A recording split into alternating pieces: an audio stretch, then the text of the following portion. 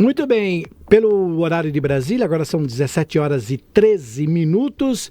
Daqui a pouquinho, Gabriele Tricânico entrará aqui com a gente ao vivo para trazer a sua análise política sobre o cenário das eleições de 2026. Ela tem feito isso durante toda essa semana, dividindo por regiões. Já falamos do ABC, do Litoral Norte, do Alto Tietê, do Vale do Paraíba. Hoje ela traz aí mais um levantamento com a sua análise política e também com os destaques internacionais. Por favor, assim que a Gabi Tricânico estiver conectada, me avisem para que eu possa chamá-la. Entrou aqui, bom, 17 horas e 13 minutos. Aqui no Brasil, ainda boa tarde. Na Itália, boa noite, Gabi Tricânico. Seja muito bem-vinda ao download da Notícia Segunda Edição desta sexta-feira, 16 de janeiro de 2026. Boa noite, Gil. Boa noite a todos vocês que nos acompanham em imagem e som nas multiplataformas. Vale lembrar que todo o nosso conteúdo fica disponível no nosso portal aguardiandanoticia.com.br e é um prazer falar com vocês que também nos assistem pelo nosso portal. Lá é a nossa porta de entrada para todas as informações. Hoje pela manhã trouxe as informações do noticiário internacional e, conforme prometido nesta semana, eu faria as análises de todas as regiões do cenário político-eleitoral que a Guardiã tem cobertura aí no estado de São Paulo. E já dando um spoiler, Gil, na semana que vem vou iniciar Santa Catarina, o estado, e também o estado da Bahia, e depois começo a fazer as análises municipais pelas cidades, né? Então a gente vai falar um pouquinho de cada cidade, porque teve muita gente que reclamou, que não apareceu aí na minha análise. Eu falei, gente, calma, tá só começando, hoje ainda é dia 16 de janeiro. E vamos fazer análise também na semana que vem do DF, né? Lá no DF, que também tá pegando fogo lá em relação ao Banco Master, ao governador Ibanez, a vice, a Celina Leão, então vai ter muita informação. Mas olha, sexta-feira tá todo mundo já com aquele espírito, né, de vamos para o final de semana, quero chegar muito bem informado no final de semana. Então, para cravar e fechar com chave de ouro, preparei essa análise para falar da capital, mas assim, Gil, nossa cidade aí, ela é muito grande. Então, teremos muitos candidatos, então eu vou precisar montar uma outra análise depois para falar dos players com força em São Paulo. De quem que eu vou falar hoje? Eu vou falar da cidade de São Paulo, mas dos secretários que vão deixar o governo Ricardo Nunes para disputar as eleições. Dos 35 secretários, 9 disputarão as eleições agora em 2026, um cargo ou para deputado estadual ou para deputado federal. E além disso, né, que aí não faz parte da Prefeitura de São Paulo, mas os vereadores também que devem disputar, e aí tem uma movimentação na Câmara Municipal, enfim, São Paulo é gigante demais. E vamos começar falando, então, sobre a Prefeitura de São Paulo, que já entrou, né, nesse modo eleitoral, pelo menos dos 35 secretários, 9, eu já tinha dito, que vão deixar os seus cargos até o finalzinho de março, início de abril, obedecendo o prazo de descompatibilização previsto na legislação eleitoral. Esse movimento representa 1/4 do secretariado do prefeito Nunes e é algo raro que revela duas coisas importantes. A primeira, de um lado, um impacto na engrenagem administrativa aí do município, e do outro, um uso estratégico da máquina pública e política como a capital, né, e a plataforma de projeção às candidaturas estaduais e federais. Você concorda comigo, Gil? Perfeitamente, Gabi. Inclusive, quando você fala essa questão de secretários que têm que largar a sua pasta para concorrer, muitos acabam não conseguindo e não conseguem voltar e criam um problema para o prefeito, que tem um acordo, a gente sabe disso. As secretarias são ocupadas por pessoas de confiança, pessoas que trabalharam na campanha, que ajudaram bastante, enfim. É um problema quem tiver que voltar, né? A gente cria um problema agora na saída e cria um outro na volta, né? Tivemos um fato até curioso aqui. O então deputado federal, o o coronel Telhada, que era deputado federal suplente, quando ele perdeu o cargo, ele teve que ser colocado aqui, arrumaram para ele a subprefeitura da Lapa, para que ele pudesse ocupar. Eu lembro. Lembra? Tiveram que fazer um remanejamento, tiraram o Camilo da Sé, o coronel Camilo da Sé, colocaram outro coronel, fizeram todo um remanejamento para poder colocar, para alocar, então, o atual... Para acomodar, né, os parceiros eleitorais. Mais direta, vai. Olha, essa lista, Gil, essa lista mostra claramente, né, o peso político dos secretários. Temos 4 ex-prefeitos. Vamos começar pelo ex-prefeito de São Bernardo do Campo, Orlando Morando, secretário de Segurança. Coloca ele aí na tela, que está sempre aí com a gente, trazendo as informações. Aliás, já começou a falar do carnaval hoje. Fez uma reunião com todo o comando da GCM para falar do Carnaval de Rua em São Paulo, que já deve começar. E na tela, olha, inclusive a foto muito bem colocada aí dentro dos estúdios da Guardiã. Parabéns da nossa equipe de edição. Outro nome importante, ex-prefeito de Osasco, Rogério Lins, do Partido Podemos. Ele é o secretário de Esportes. Tá aí o Rodrigo Achiuchi, ex-prefeito de Suzano, do PL, secretário do Verde e do Meio Ambiente. E o Luiz Fernando, ex-prefeito de Jundiaí, que é um secretário que fica meio escondido aí, mexe mais nos bastidores, mas também está afiliado ao PL. Outros 4 são parlamentares com mandatos que deixam temporariamente o Executivo Municipal para retornar às casas legislativas e disputarem a reeleição nos novos cargos. A lista mostra, gente, pode voltar aqui para mim, claramente que São Paulo virou um trampolim eleitoral. Ex-prefeitos, que eu já havia dito, Orlando Morando, o Rodrigo Achiuchi, o Rogério Lins, o Luiz Fernando, ocuparam pastas estratégicas, ocupam ainda, né, essas pastas, e agora se posicionam nesse tabuleiro de 2026, especialmente nas disputas proporcionais. E há também um recorte político interessante de partidos como o próprio partido do prefeito, o MDB, o PL, do Valdemar Costa Neto, o boy, mas que tem lá o vice-prefeito, né, o Coronel Melo, o Republicanos, que tem 2 secretários que são deputados federais, o Podemos e o União Brasil, que concentram a maioria dos nomes com evidência aí na gestão do prefeito Ricardo Nunes, né? É um guarda-chuva partidário, Gil, de centro, de direita, costurando muitas alianças, né, que vão além da capital e para as nossas divisas aí. São Paulo é um país, né? Outro ponto relevante, né, no discurso do prefeito Ricardo Nunes, que tenta aí transformar essa debandada num ativo político, porque a gente sabe também que existia a possibilidade, né, caso o Tarcísio, aí a gente volta de novo na análise da semana, se o Tarcísio vá para uma possível disputa eleitoral, a presidência, era desejo do grupo do Ricardo Nunes e legítimo, né, como prefeito da maior capital da América Latina, ele se colocar aí nessa disputa. Então, portanto, na prática, a cidade entra num período de troca intensa de comando, exigindo uma recomposição rápida para evitar a perca também do ritmo administrativo, porque a eleição ela é estadual, é no país, não é no município. No município a gente já passou ano retrasado.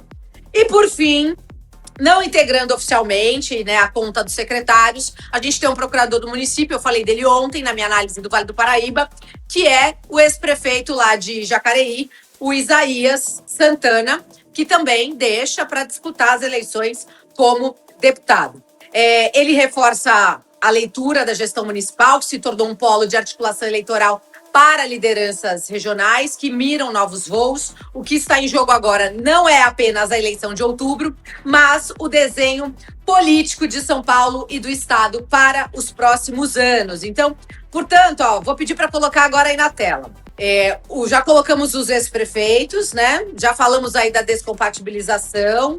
Vamos falar agora dos parlamentares com mandato, que é o Rui Costa, o Rui, que é secretário de Turismo, é do Republicanos, e também o Milton Vieira. Tem eles aí para a gente jogar na tela. O Rui, secretário de Turismo, ligado ao Republicanos, está deixando o seu cargo. Esse aí é o Milton, que também, né, deixa aí o seu cargo de secretário para voltar lá para Brasília. Alexandre Leite, deputado federal licenciado, filho do ex-presidente da Câmara, Milton Leite, o cara mais forte que existe aí em São Paulo, que tem um poder de articulação muito forte, colocou o filho aí na secretaria, agora ele volta para o mandato para disputar aí a sua reeleição. Agora, dentro da gestão do prefeito Ricardo Nunes, a gente tem também o Enrico Mizasi. Tem o Henrico aí para a gente colocar o Mizasi? Coloca ele na tela. Hoje ele é o secretário da Casa Civil.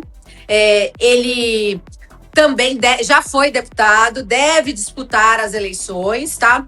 É um braço direito do prefeito Ricardo Nunes. E, além dele, a gente tem também o Sidney Cruz, que é secretário de Habitação do município, é vereador licenciado e é uma grande aposta da gestão do prefeito Ricardo Nunes. Ficou faltando aqui nessa nossa análise, e eu acho justo a gente colocar, não sei se vai ter foto dela rapidamente aí, a primeira-dama, a Regina Nunes, porque a Regina está sendo cotada para disputar como deputada estadual. Será que a gente vai ter uma dobrada aí do Sidney com a Regina, com a primeira-dama? A gente não sabe, porque ora ela se comporta como candidata, ora fica um pouquinho mais tímida. Então a gente ainda não sabe, mas o bastidor corre que ela já está aí organizando uma pré-campanha para disputar as eleições como deputada estadual. Então, portanto, Gil, esse é o cenário, como é que vai ficar aqui na capital. A gestão do prefeito Ricardo Nunes vai mudar completamente. Agora, uma curiosidade nossa quem ocuparão essas pastas? Quem ficará no lugar de Orlando Morando, de Rogério Lins, de Rodrigo Achiuchi? Existem acordos partidários? Virão novas pessoas? Os secretários executivos, os adjuntos, assumirão essas pastas? Tudo isso fica aquele ponto de interrogação. E para a semana que vem, vou preparar para vocês como é que vai ficar o xadrez lá na Câmara Municipal, porque aí vem um monte de suplente que assume mandato, que não assume ou não, com acordo ou não, mas de vereadores que vão disputar uma vaga tanto na Lesp quanto lá no Congresso Federal. Então, a eleição na capital ela é gigante, não dá para falar tudo numa análise só desse cenário que hoje eu trouxe para vocês, como é que vai ficar o governo do prefeito Ricardo Nunes com essa debandada de secretários saindo para disputar as eleições agora em 2026, Gil. Vamos lá, então tentar fazer um resumo rápido. A gente sabe, né, Gabi, que esses ex-prefeitos que ocupam hoje essas secretarias é porque existia uma lacuna. Quando eles saíram de suas prefeituras, a maioria reeleitos, quer dizer, eles já haviam ficado 8 anos em suas cidades e teriam aí 2 anos para esperar para poder concorrer a outros cargos. E aí o que acontece com os partidos? Dentro daquele guarda-chuva que você falou partidário, esses ex-prefeitos tiveram que ser encaixados nessas secretarias para que eles continuassem atuantes até este momento que nós estamos vivendo hoje. Isso é comum na política, você entende muito mais do que eu. Vai ser difícil, como a gente falou depois, fazer essa recolocação. Me chama a atenção, uma questão que você levantou hoje, acompanhando Cidade Dentro da Cidade, você estava participando com o Maurício e tudo mais, vocês destacaram que hoje foi um dia de primeiras damas e ex-primeira dama ficar em destaque, né?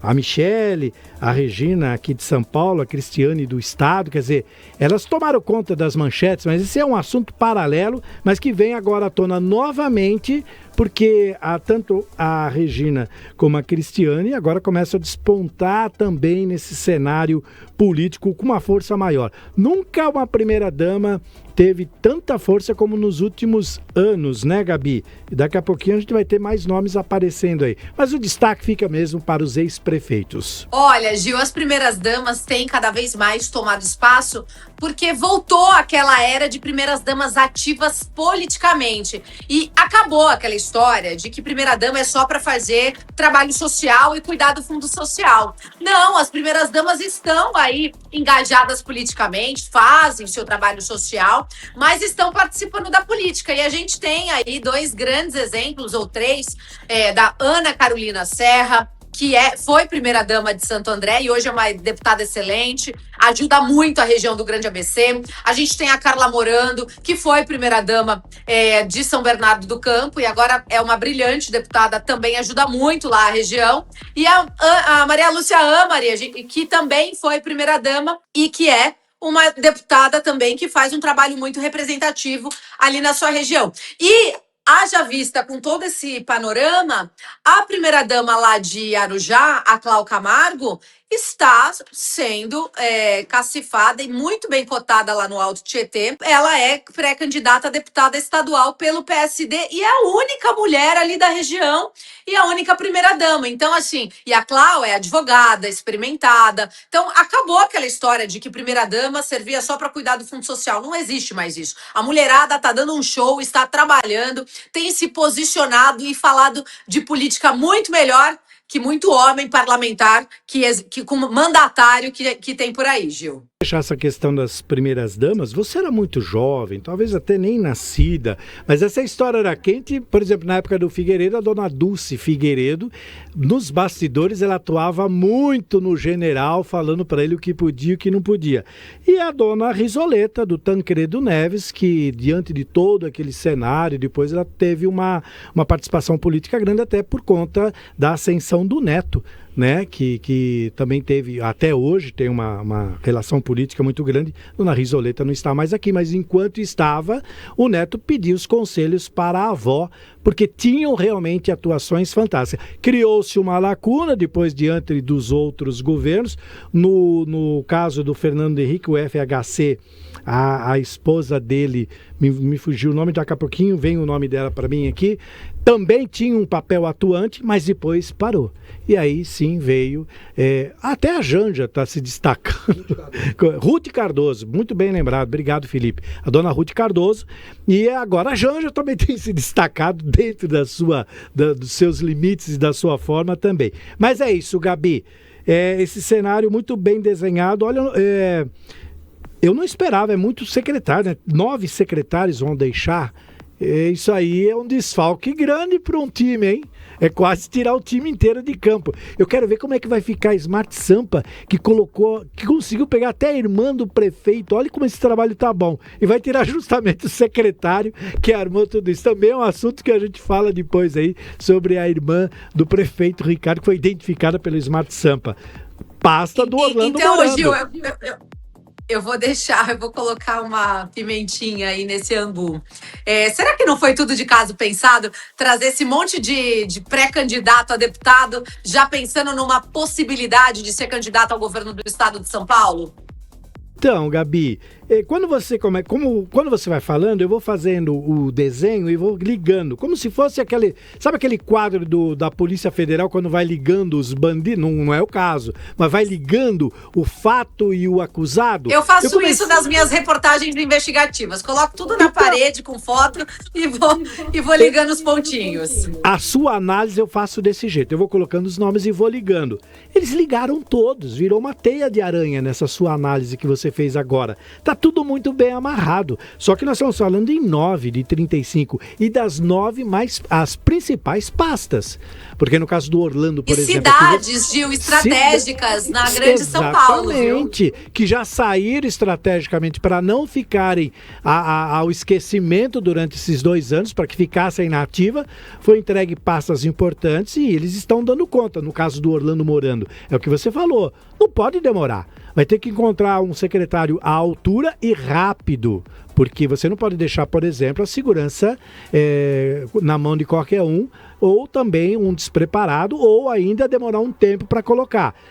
Então ele tem que ter 9 nomes já aqui, ó, na manga, para não perder tempo. Já deve ter, viu, Gil? Conhecendo um pouquinho a gestão do prefeito Ricardo Nunes e como ele pensa, eu acredito que ele já deve estar com tudo isso montado. São Paulo não é para amadores, a cidade é muito grande, não se governa sozinho, política se faz em grupo e, como você pode observar, são vários partidos que fazem essa composição na gestão do prefeito Ricardo Nunes, aliado à Câmara Municipal. Então, eu acredito que esse desenho já deve estar todo feito, todo pronto. É só a gente aguardar mesmo os prazos e aí a gente anunciar aqui para vocês em primeira mão. Vamos, quem sabe a gente consegue um furo de reportagem, né? Sempre consegue. A equipe de jornalismo da Guardiã, comandada por você, é fantástica. Quando menos se espera. Você me surpreende quando você pede para colocar alguma coisa no download e não encontro a fonte, porque a fonte foi secreta para você e eu demoro pelo menos mais umas 2 horas para receber alguma coisa. Então, com certeza, esse furo já é nosso, sim.